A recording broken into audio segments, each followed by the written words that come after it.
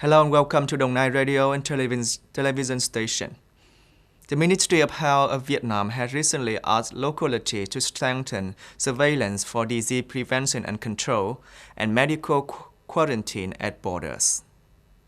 The Ministry of Health has noted that relevant departments and agencies need to strictly implement the organization and management of people entering the country, complying with regulations, provide timely treatment, and perform genetic sequencing to promptly detect new variants of the virus.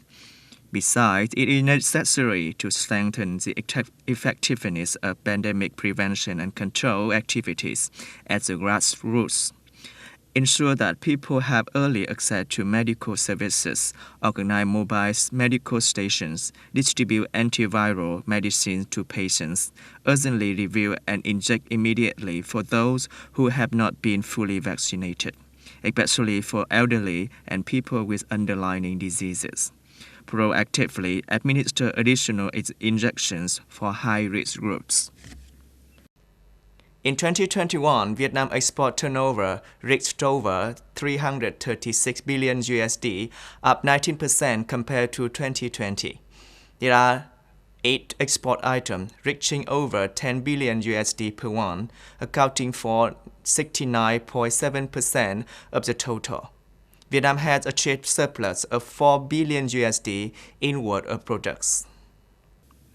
According to the Ministry of Industry and Trade, great efforts from the government, businesses, and the results of the implementation of the Free Trade Agreements, FTAs, have greatly supported businesses to cope with difficulties of the pandemic. Besides, the market structure and the structure of export and import goods have changed strongly and positively. Commodities are increasingly diversified, and groups of processed industrial products account for 86% of the country's export value, while raw materials and minerals continue to decrease in proportion. Another reason for export growth is that the market continues to expand and diversify. The tourism industry of Da Nang City has welcomed a flight to bring the first group of tourists to visit and travel to Da Nang City on the first day of the new year. Flight VN116 landed at Da Nang International Airport carrying more than 150 tourists from Ho Chi Minh City. After carrying out medical procedures, the tourists have tours to famous destinations in the central region, such as Hội An Ancient Town, Ngũ Hành Sơn Mountains, Mỹ Khê Beach. In response to the pandemic, the tourism industry in Da Nang is expected to deploy 2 scenarios to welcome guests and has specific solutions to prevent and control the COVID-19 pandemic.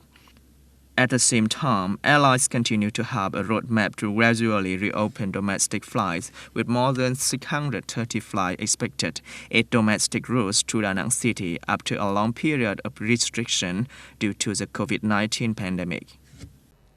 The White House statement quoted U.S. President Joe Biden in a phone call on January the 2nd with Ukrainian President Vladimir Zelensky, and saying Washington and its allies will respond decisively if Russia attacks its pro-Western neighbor.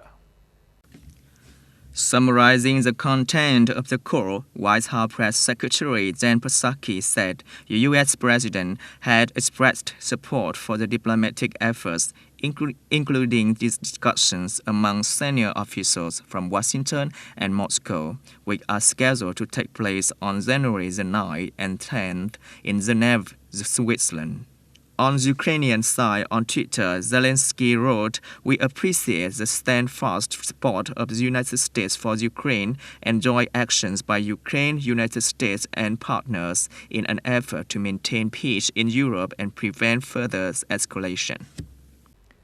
Israeli Prime Minister Naftali Bennett on January 2nd announced that the country will give a 4th dose of COVID-19 vaccine to people over 60 years old and medical staff. At a press conference on the response to the Omicron variant, Mr. Bennett also warned that the peak of the 5th wave of COVID-19 in Israel could reach 50,000 new cases per day.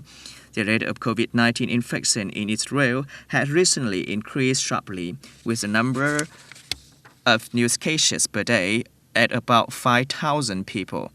By yesterday, Israel has recorded more than 1.39 million cases of COVID-19, including more than 8,000 deaths. The Israeli Ministry of Health on the same day announced that it had licensed the use of the COVID-19 treatment medicine Molnupiravir manufactured by Merck Corporation. That's all we have for today. Thanks for watching and see you next time on Dong Nai Radio and Television Station.